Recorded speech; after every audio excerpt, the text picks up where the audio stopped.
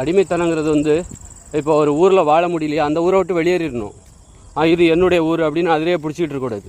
உதாரணத்துக்கு நம்ம தமிழீழ மக்கள் இது என்னுடைய நாடு அப்படின்னு சொல்லிட்டு அந்த நாட்டிலே இருக்கும்போது மிகப்பெரிய இனப்படுகொலைக்கு ஆளாகிறாங்க. அதுபோல் காசா, பாலஸ்தீனம், அங்கே பார்த்திங்கன்னா அங்கே பாதுகாப்பாக இல்லை வாழ்கிறதுக்கு. அப்படின்னா அந்த இடத்த விட்டு வெளியேறிடணும்.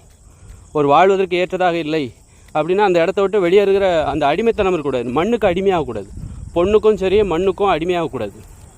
பெண்ணுக்கு எப்படி அடிமையாகிறான்? ஒரு பொண்ணுக்கு வந்து அவன் கணவனை பிடிக்கல அப்படின்னா அந்த கணவன் அந்த மனைவியை விட்டு விலகணும். அதுபோல் ஒரு பொண்ணு வந்து கணவனை பிடிக்கல அப்படின்னா அந்த கணவனை விட்டு விலக தெரிஞ்சுக்கணும்.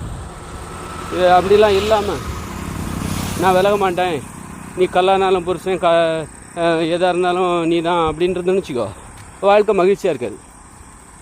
அதுபோல் மண்ணுக்கும் சரி பொண்ணுக்கும் சரி அடிமையாகக்கூடாது.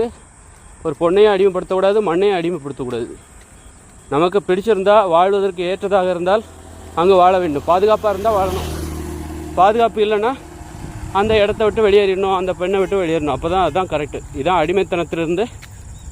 இப்போ கூட நீங்கள் ஒரு இடத்துல வாழ்கிறீங்க அப்படின்னா உங்களுக்கு அந்த ஊர் பிடிக்கலையா, சென்னை உங்களுக்கு பிடிக்கலை, சென்னையில் வாழ்ந்துட்டுருக்கீங்க அப்படின்னா அந்த சென்னையை விட்டு வெளியே வந்துடுங்க. அதுபோல் எந்த ஊர் உங்களுக்கு பிடிக்கலையா அந்த ஊரை விட்டு வெளியே போங்க. அதுபோல் ஒரு தொழில், பிடிக்காத தொழிலை செய்யாதீங்க. பிடிக்காத தொழில், அந்த தொழிலை விட்டு வேறு தொழிலுக்கு போகணும். அதுபோல் பிடிக்காத நண்பர்களோடு பழகாதீங்க. அவங்கள விட்டுட்டு வேறு ஒருத்தர் உறவுகளில் அடிமையாகக்கூடாது. வாழ்கிற ஊரில் அடிமையாகக்கூடாது, தொழிலுக்கு அடிமையாகக்கூடாது, பெண்ணுக்கு அடிமையாகக்கூடாது, ஆணுக்கு அடிமையாகக்கூடாது. அதுபோல் உணவு, நாம் உண்ணுகிற உணவு நமக்கு நோயை தந்ததுன்னா அந்த நோயை தருகிற உணவுகள்லேருந்து விடுபட்டு மாற்று உணவுகளை தேடணும். நல்ல உணவு எது, ஆரோக்கியத்தை தருகிற உணவு எதுன்னு தேடணும். சும்மா இது இல்லை, இது எங்கள் பாரம்பரிய உணவு, பரவாயில்ல, சுகர் வந்தாலும் பரவாயில்ல அப்படின்ற கூடாது. அரிசி கேடானதா, அப்போ அதை விட்டுட்டு அரிசியை சாப்பிடாமல் வேறு உணவுகளை தேட வேண்டும்.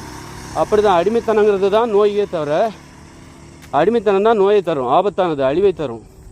எது நமக்கு ஆபத்தை தருகிறதோ, அழிவை தருகிறதோ, அவற்றிலிருந்து துன்பத்தை தருகிறதோ அவற்றிலிருந்து விடுபட வேண்டும்.